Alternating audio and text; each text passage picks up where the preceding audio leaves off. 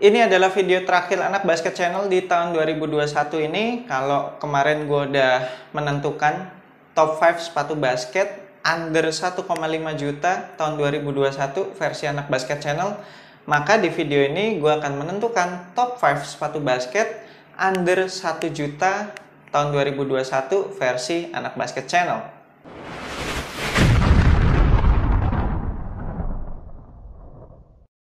Nggak usah basa-basi deh ya, langsung kita masuk ke nomor 5. Di nomor 5 ada Peak Rising Flame. Peak Rising Flame ini dibanderol dengan harga 999.000, almost 1 juta, kurang dikit. Dan menurut gua upper material yang ditawarkan di sepatu ini dengan harga segitu, ini sih bener-bener mewah. Upper materialnya itu enak banget, bahannya kayak knit gitu, zero break in time, terus juga breathable. Secara traction juga menurut gue oke untuk dipakai di indoor maupun di outdoor, nggak ada masalah. Cushioningnya pakai EVA foam, dan EVA foamnya Peak biasanya selalu enak-enak, di sepatu ini pun juga enak. Yang jadi masalah di sepatu ini adalah fitnya. Nggak tahu kenapa fitnya gue bener-bener nggak dapet, berasa kepanjangan banget, masih ada sisa ruangan banyak banget di bagian toe. Tapi kalau gue downsize, kanan kirinya sebenarnya udah pas sih. Jadi gue takutnya kalau di downsize malah kanan kirinya berasa sesek banget. Dan lagi sepatu ini tuh bentuknya kayak runcing gitu. Jadi pas awal pemakaian, kelingking gue tuh agak-agak kedesek-desek ya. Jadi lumayan sakit. Nah jadi kan susah, gue pengen double socks buat ngakalin sisa space-nya itu nggak bisa. Karena kalau di double socks, kelingking gue makin ketekan lagi. Jadi kayaknya sepatu ini lebih cocok buat abas kalian yang kakinya ramping. Lanjut, di nomor 4 ada Peak TP Basic. TP itu kepanjangan dari Tony Parker. Jadi ini masih kayak line-nya Tony Parker tapi versi budgetnya. Dan itu versi budgetnya Tony Parker tuh banyak banget. Cuma setup cushioningnya kalau gue lihat semuanya sama si TP Basic ini. Dan TP Basic ini cuma dibanderol dengan harga 769.000. Secara siluet menurut gue sepatu ini keren banget, unik. Pemilihan warnanya pun keren. Yang gue pakai waktu itu colorway-nya model-model kayak Vegeta gitu di Dragon Ball. Jadi yang orange, biru gitu kan. Secara cushioning lagi-lagi pakai EVA foam, dan EVA foamnya Peak udah nggak usah diragukan lagi, enak semua. Gue nggak pernah ketemu yang nggak enak sih sejauh ini. Terus juga secara traction indoor outdoor oke, nggak ada masalah. Nah, bahan uppernya yang gue demen. Meskipun bahan uppernya ini nggak premium banget, tapi fleksibilitasnya oke banget sih, bener-bener zero break in time dan bener-bener breathable.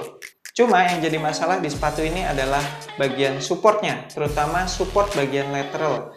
Menurut gue bahan mesh yang ada di uppernya ini terlalu lentur, jadi kurang dikasih. Meskipun udah ada fuse overlay ya, tapi menurut gue masih kurang sih. Jadinya ketika gue ngerem pakai kaki bagian samping atau kayak lagi crossover gitu, berasa kakinya mau keluar-keluar gitu. Kemudian di nomor 3 ada Nike Precision 5. Gue cukup kagum ya dari Nike Precision 3, 4 itu kan setup outsole midsole-nya sama semua. Terus juga secara performance menurut gue nggak ada yang spesial. Tapi begitu masuk ke Precision 5, menurut gue performanya jadi beda banget. Naik banget sih menurut gue, terutama dari segi traction.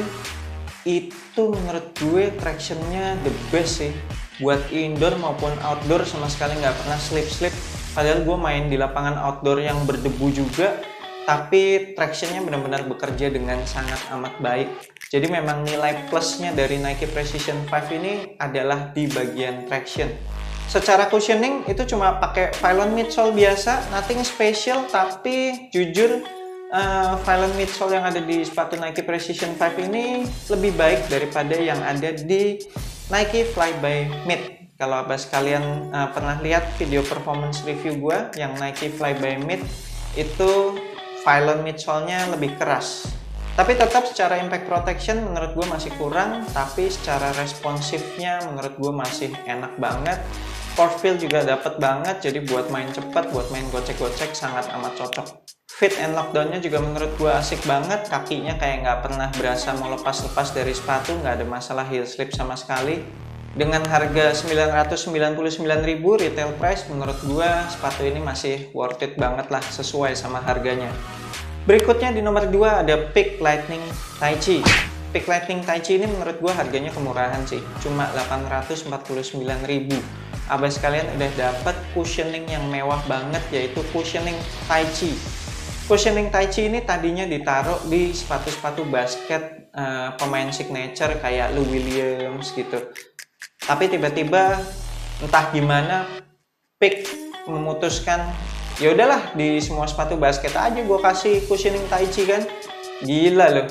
Jadi dengan harga 849.000 kita udah dapat cushioning top tiernya Peak lah, cushioning yang teratasnya Peak. Dan cushioning Tai Chi ini rasanya kayak cushioning Boost gitu loh kalau di Adidas. Jadi empuknya dapat, cuma menurut gue agak kurang responsif sih.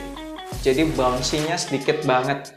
Bikin kaki gue jadi agak-agak males gitu. Mau main cepet, mau gocek-gocek tuh agak males sih. Kayak perlu extra effort gitu buat gocek-gocek. Tapi secara impact protection, bagus banget. Selama pakai sepatu ini gue nggak pernah tuh dengkulnya nyut-nyutan atau tumitnya nyut-nyutan. Enak banget lah kakinya. Udah gitu upper material yang ditawarkan juga menurut gue mewah banget. Secara traction juga oke banget, bekerja dengan baik di indoor maupun di outdoor. Secara fitnya juga menurut gue ini sepatu basket Peak yang fitnya cukup cocok sama kaki gue. Jadi nggak terlalu banyak ruang gitu. Masih ada lah sisa ruangan tapi nggak terlalu banyak menurut gue. Gampang banget, masih bisa diakalin pakai double socks dan udah langsung dapat fit and lockdown yang oke. Dan akhirnya nomor 1 top 5 sepatu basket under 1 juta tahun 2021 versi anak basket channel adalah Peak Tai Chi Lightning Thunderbolt Attack. Yep, baru beberapa minggu yang lalu performance reviewnya selesai, dan begitu performance reviewnya selesai tuh gue yakin banget sepatu ini udah pasti masuk nomor 1 top 5-nya sepatu basket under 1 juta tahun 2021 versi anak basket channel.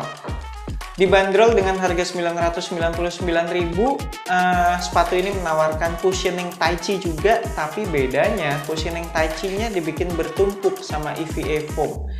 Dan menurut gua itu menghasilkan cushioning yang enak banget. Jadi kalau tadi gua bilang di Peak Lightning Tai Chi itu cushioning Tai Chi-nya kurang responsif, maka di sepatu Peak Tai Chi Lightning Thunderbolt Attack ini cushioningnya jadi jauh lebih responsif dan porsi bouncy-nya juga jadi lebih banyak.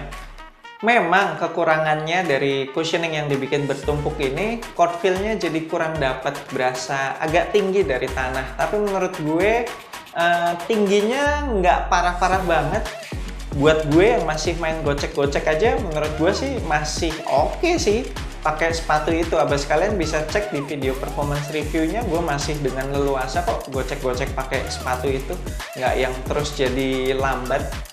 Dan meskipun upper materialnya menurut gue not my favorite karena pakai bahan ripstop gitu, terus di awal-awal pemakaian masih berasa agak kaku, tapi waktu break-innya menurut gue sangat limited dan masih breathable juga. Yang membuat gue bisa forgiving upper materialnya itu adalah siluetnya sama colorway-nya yang keren banget. Jadi colorway-nya tuh jarang banget sih gue ketemu sepatu basket dengan colorway pastel kayak gitu. Enak banget dilihatnya. Selain itu secara traction menurut gue kalau indoor perfect, kalau outdoor masih sangat amat bisa diandalkan meskipun nggak perfect. Terus durability-nya kalau abas kalian pengen pakai di lapangan outdoor menurut gue masih awet-awet aja. Support juga nggak ada masalah, cuma yang sangat amat disayangkan di sepatu ini gue berasa ada sedikit heel slip. Tapi untungnya kebantu sama padding-paddingnya yang tebel-tebel banget, dan ketika gue pakai double socks itu juga masalah heel slipnya jadi tidak terlalu terasa. Dan gue yakin buat abas kalian yang bisa mendapatkan fit yang tepat di sepatu ini, mungkin yang kakinya lebar atau abas kalian coba downsize lagi, kalau abas kalian nemuin fit yang tepat di sepatu ini, pasti abas kalian setuju sama gue. Ini sepatu worth it banget di harga 999.000. Oke, sekian top 5 sepatu basket under 1 juta tahun 2021 versi anak basket channel. Untung ada Nike Precision 5. Kalau nggak ada mungkin 5-5-nya sepatu basket peak semua kali. Tapi harus gue akui tahun ini sepatu basket peak banyak menawarkan sepatu yang oke-oke dengan harga di bawah 1 juta. Gimana menurut pendapat Abbas kalian? Setuju atau enggak? Kalau enggak, boleh tulis di kolom komentar menurut Abbas kalian sepatu apa yang harusnya layak masuk ke top 5 sepatu basket under 1 juta tahun 2021 ini. Mari kita berdiskusi, feel free. Thank you banget udah nonton video ini. Jangan lupa support gue terus supaya gue makin semangat bikin konten-konten basket selanjutnya dengan subscribe, like, share, and comment. I'm Ferdi Brainwash. Sampai jumpa di video berikutnya tahun depan ya, 2022. Dan semoga asupan basket Anda tahun ini cukup.